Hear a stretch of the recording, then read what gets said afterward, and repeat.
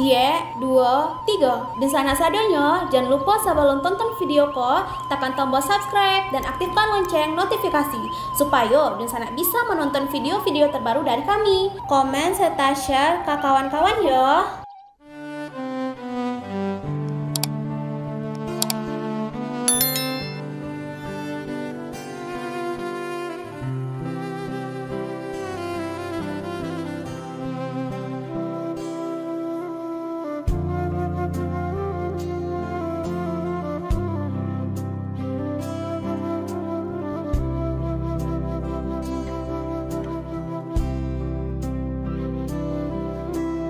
Halo Dunsana, kabar rantau. Kali ini kita akan membahas tentang hebatnya orang Minang tempo dulu, trio Minang penakluk Pasar Senen.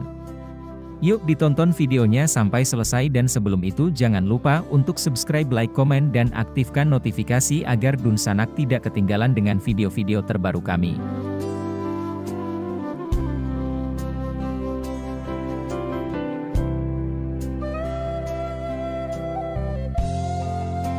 Seorang pemuda Minang tamatan kelas 2 sekolah rakyat pergi merantau ke Betawi di tahun 1921. Namanya Johan, yang kemungkinan berasal dari Sawah Lunto. Waktu itu saudagar-saudagar Bumi Putra di Padang sudah mulai sering berbelanja ke Betawi. Sudah sejak dekade sebelumnya jalur pelayaran Padang Batavia semakin lancar, yang dilayani oleh perusahaan kapal pemerintah, misalnya, tahun 1927 kapal api Opir melayani rute Betawi, Padang secara rutin yang dapat ditempuh dalam 1,5 hari. Lih, Panji Pestaka, nomor 61, THV, 2 Agustus 1927, 1048 Kroniak. Johan nekat pergi ke ibu kota Hindia Belanda itu membawa tulang 8 kerat. Niatnya hendak bekerja jadi pegawai negeri atau swasta. Akan tetapi sesampai di Betawi ia melihat dunia perdagangan yang ramai. Maka Johan pun beralih pikiran. Menjadi pegawai hanya tamat kelas 2 sekolah rendah tak akan dapat mengubah nasib, pikirannya. Kini ia ingin jadi pedagang. Tapi apa daya modal tak ada. Johan pun memutar otak. Didekatinya seorang pedagang Arab, lalu dimintanya beberapa helai barang dagangannya, kemudian dikembangnya lapak di tepi jalan. Begitulah Johan memulai usaha dagangnya secara kecil-kecilan. Lama-lama anak muda yang hemat dan berkemauan keras itu dapat menyimpan uang sedikit demi sedikit. Akhirnya ia berhasil mengumpulkan modal sendiri, lalu ia melepaskan diri dari induk semang Arabnya. Kini Johan membeli sendiri barang-barang dagangannya secara kontan. Dengan demikian harganya jadi lebih murah, dan dengan demikian ia pun dapat menjual dagangannya dengan harga yang lebih murah pula. Lama-kelamaan Johan berhasil menyewa sebuah toko di Pasar Senen. Akan tetapi keberhasilan yang sudah diraihnya tidak menjadikan ia cepat puas. Dengan uang tabungannya, kemudian ia berhasil membeli toko itu. Kini ia sudah memiliki toko sendiri. Dagangannya pun makin laris manis. Itu tak lain karena layanannya yang ramah tamah kepada para pembeli. Lama-kelamaan tokonya bertambah luas, hingga mencapai 6 pintu, meminjam istilah pedagang Minang di Tanah Abang sekarang. Johan kini sudah jadi pedagang kaya. Maka disuruhnya saudaranya, Johor namanya, menyusulnya ke Betawi. Waktu itu Johor masih bersekolah di Sawah Lunto. Johor pun datang ke Betawi membantu Johan. Maka tokonya yang besar itu diberi nama, Handelsvereniging Johan Johor, perusahaan dagang Johan Johor. Toko Johan Johor terus berkembang. Kemudian dua bersaudara itu mengajak seorang saudagar Minang lainnya berkongsi, namanya Ajoe Price. Latar belakang Ajoe Price cukup jelas dipaparkan dalam Memoir Muhammad Hatta, Jakarta, Tinta Mas Indonesia, 1979. Ia, yang dipanggil oleh Hatta sebagai M.A. Etek Ajoe, adalah penjamin hidup wakil presiden pertama Indonesia itu selama beliau bersekolah di Batavia, kini Jakarta. Sejak kedatangannya di ibu kota Hindia Belanda itu sekitar Juni 1919 sampai keberangkatannya ke Padang pada bulan Juni 1921 untuk kemudian terus ke Belanda pada bulan Agustus pada tahun yang sama. Agustus 1932, lihat fotonya dalam Memoir Bung Hatta, 1979-63.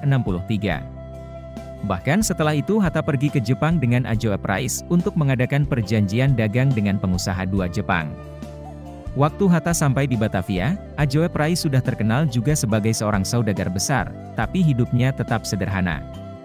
Ia dan istrinya Daidah, yang dipanggil Mintuo oleh Hatta, dan seorang anak perempuannya yang bernama Nelly tinggal sebuah rumah di Jalan Jakarta di bilangan kota, kini Jakarta Pusat. Bung Hatta menyebut Ajoib Rais sebagai pamannya. Memang ia juga berasal dari Bukit Tinggi tapi tidak dijelaskan bagaimana persisnya hubungan kekeluargaan mereka. Diceritakan oleh Hatta dalam memoirnya, HLM 61-62 Ajoib Rais meninggalkan Bukit Tinggi, sebentar tinggal di Padang, sebelum kemudian pergi ke Betawi. Mula-mula ia bekerja sebagai juru tulis pada seorang bangsa Jerman, yang berdagang berbagai rupa.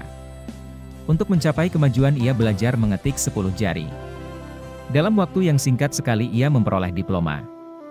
Hal itu menarik perhatian induk semang Jermannya itu. Akhirnya ia diberi pekerjaan yang lebih banyak yang selalu dikerjakannya dengan rajin dan bersemangat. Ajoib akhirnya mendapat warisan uang dari induk semangnya itu sebesar F10.000 ketika induk semangnya itu pensiun dari dunia dagang. Ajoib juga dijadikan anak angkat oleh induk semangnya itu karena induk semangnya itu tidak punya anak. Karena tangan dinginnya, akhirnya Ajoib Rais berhasil dalam dunia dagang. Waktu itu ia menjalankan perdagangannya lebih banyak dengan cara spekulasi. Ia ambil sejumlah barang dari orang dalam partai besar, lalu 3 bulan kemudian harga barang itu dibayarkan. Kalau harga-harga naik, maka dapatlah ia untung yang lumayan besar. Tapi jika sebaliknya yang terjadi, alamat bangkrut akan didapat. Cara dagang seperti itu beresiko besar akan jatuh pailit. Oleh sebab itu, setelah berhasil mengumpulkan uang sebanyak F500.000, Ajoib Rais pergi naik haji ke Mekah. Setelah pulang dari Tanah Suci, ia beralih ke usaha lain. Setelah itulah tampaknya ia bergabung dengan firma Johan Johor. Hatta mencatat dalam memoirnya, HLM 255-57, bahwa ia disambut oleh M.A. Etek Ajoib Rais ketika sampai lagi di tanah air pada tahun 1932. Ajoib ikut ke pelabuhan Tanjung Priok untuk melihat proses pemeriksaan buku-bukunya yang berpeti-peti oleh Douane pelabuhan. Buku-buku itu dikirim dari Belanda dan sebelum diambil oleh pemiliknya di Batavia, harus diperiksa terlebih dahulu. Hatta menyebutkan bundelan majalah Indonesia Merdeka ditahan oleh Douane karena dianggap bacaan berbahaya. Hatta mengatakan bahwa semua bukunya itu kemudian disimpan di rumah M.A. Etek Ajoib Rais di Defensielin van den Bosch yang sebelumnya merupakan sebuah hotel. Letaknya tepat pada Jalan Sawah Besar menuju lapangan terbang Kemayoran, belakangan disebut daerah Bungur Besar. Pada bulan Februari 1933 Hatta diajak oleh Ajoib Rais pergi ke Jepang untuk urusan bisnis dagang pamannya itu. Mereka berangkat dari Batavia via Singapura dengan menumpang kapal Johor Maru. Perjalanan Hatta dan Ajoib Rais ke Jepang ditemani oleh seorang rekan dagangnya orang Jepang yang juga punya kantor perusahaan di Batavia, yang dipanggilnya Tuan Ando. Ando, Hatta dan M.A. Eteknya tinggal di Singapura selama 5 hari. Keberangkatan Hatta tak lepas dari intaian spion Belanda. Di Singapura Hatta bertemu dengan beberapa orang Minangkabau, termasuk salah satu pemilik warung Padang yang selalu menggratiskan ia makan di restorannya, dan seorang saudagar Minang pemilik toko Padang di Batavia bernama Haji Usman yang terpaksa lari ke Singapura karena jatuh bangkrut dan dikejar-kejar oleh orang-orang yang menagih utang kepadanya. Perjalanan mereka bertiga di Jepang diceritakan pada halaman 293-308 dalam memoir Bung Hatta. Selama berada di Jepang, Hatta dan pamannya itu tinggal di Hotel Koshien, sebuah hotel yang terbilang bagus yang terletak antara Kobe dan Osaka. Ajoib Rais yang diasisteni oleh Hatta dan Ando mengadakan perjanjian dagang dengan beberapa pengusaha Jepang dan melihat beberapa pabrik di Kobe, Osaka dan Tokyo. Namun, kunjungan Hatta itu diketahui oleh insan pers di Jepang, sehingga banyak wartawan yang mengerubuti Gandhi of Java. Itu, demikian pers Jepang menyebutnya, begitu kapal Johor Maru yang ditumpangi Hatta merapat di pelabuhan Kobe sekitar Maret 1933. Pada bulan Maret 1942 Hatta sempat bertemu dengan Johor yang dipanggilnya, Etek, di Hotel Des Indes di Jakarta. Waktu itu Hatta dijemput dari Sukabumi untuk bicara dengan para petinggi militer Jepang di Batavia. Johor sendiri menyebut Hatta sebagai anak gadang, maksudnya jelas, anak yang kini menjadi orang besar. Hatta 1979-396. Dalam kesempatan itu Johor menyediakan pakaian baru yang bagus untuk Hatta melalui toko jahitnya Nami di Jalan Antara. Maksudnya, supaya Hatta kelihatan necis dan gagah ketika berhadapan nanti dengan para pembesar militer Jepang. Hatta sempat mampir ke firma Johan Johor di Senen mengisi waktu luangnya di Jakarta sebelum berunding dengan para pembesar Jepang, Gun Seiken dan Sumobucho.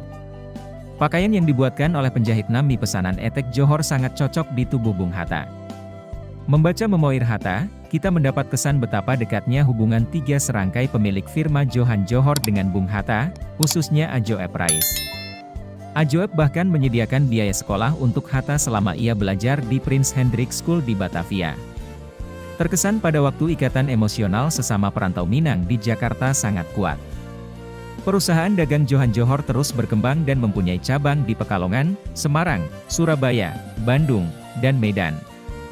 Sumber tulisan ini mencatat, semenjak Itoe keadaan di Pasar Senen jadi beroebah benar. Dahoeloe Jang ada di sana hanya toko orang Tionghoa semata-mata, tetapi semenjak toko Johan Johor berdiri, toko-toko orang Boemi Poetera Jang lain didirikan Poela. Dan sekarang toko-toko kain orang Boemi Poetera Soedah sebanding banjanja dengan toko-toko orang Tionghoa. Tampaknya tiga anak muda Minang bersaudara ini adalah kompetitor pedagang Tionghoa pertama di Pasar Senen. Mereka termasuk generasi perantau Minang awal yang sukses mengembangkan usaha dagangnya di Betawi, Jakarta. Seperti sering diekspresikan dalam cerita-cerita lisan Minangkabau, Johan tiga bersaudara betul-betul menggambarkan dunia perantauan orang Minang, pergi meninggalkan kampuang diiringi sebak sudut mata bunda kandung, dan tanpa modal apapun, untuk kemudian pulang membawa tuah. Kuncinya adalah sifat rendah hati, hemat, dan suka bekerja keras. Sumber tulisan ini menulis, kadang-kadang, tampak kedua saudara Itoe melihat-lihat pekerjaan pegawainya. Air Moekanja tenang dan ramah, sedikit pun tidak tampak ketinggianja.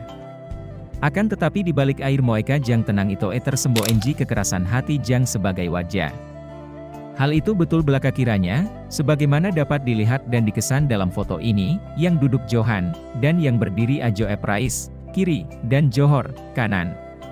Kisah sukses Handelsvereniging Johan Johor Ajoep menambah lagi pengetahuan kita tentang sejarah perantauan orang Minangkabau di awal abad ke-20, betapa hebatnya orang Minang sejak dulu, bukan hanya sebagai perintis kemerdekaan tapi khususnya mengenai perintis keberadaan para pedagang Minangkabau di Pasar Senen, Jakarta.